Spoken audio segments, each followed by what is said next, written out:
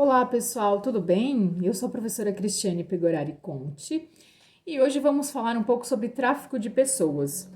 A Lei 13.344 de 2016 modificou o Código Penal, revogando os artigos 231 e 231-A, que tratavam do tráfico nacional e internacional de pessoas para fins de exploração sexual.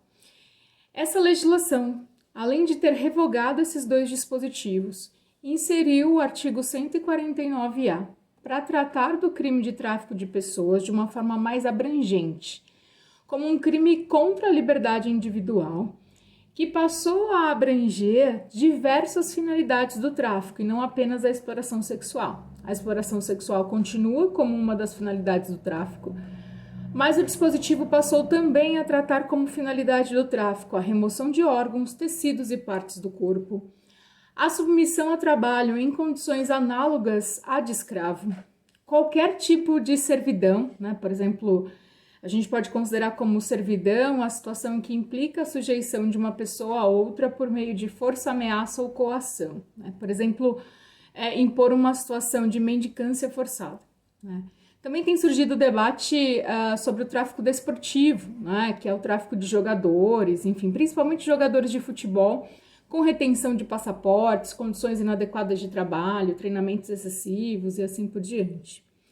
Também é uma das finalidades do tráfico do artigo 149-A, a adoção ilegal e, como eu disse, a exploração sexual, principalmente de mulheres, 80% das vítimas no caso da exploração sexual são do sexo feminino.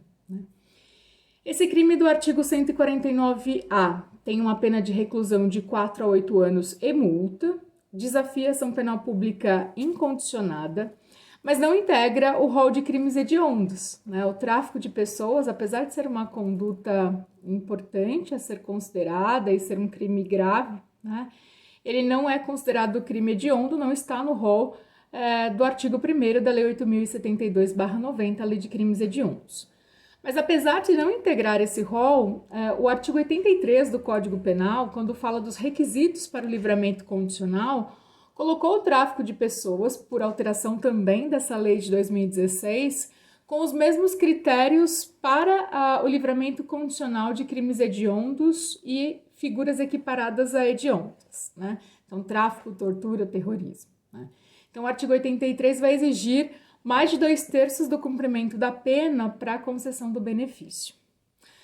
O artigo 149-A também prevê algumas causas de aumento, se o crime é praticado por funcionário público ou contra vítimas vulneráveis, como crianças, adolescentes, idosos, pessoas com deficiência, ou se o agente ainda se prevalece de relações de parentesco, domésticas, dependência econômica, superioridade hierárquica e assim por diante. Também é uma situação que gera aumento de pena o tráfico internacional, com a exportação da vítima, quando a vítima é retirada do território nacional e encaminhada para outro país. O contrário, no entanto, não gera o aumento de pena. Se for o ingresso de uma vítima em território brasileiro, isso gera punição por crime de tráfico, mas o tráfico simples e não o tráfico com aumento aqui desse parágrafo 1º. O parágrafo 2º traz uma redução de pena se o agente for primário e não integrar a organização criminosa, também é um ponto importante.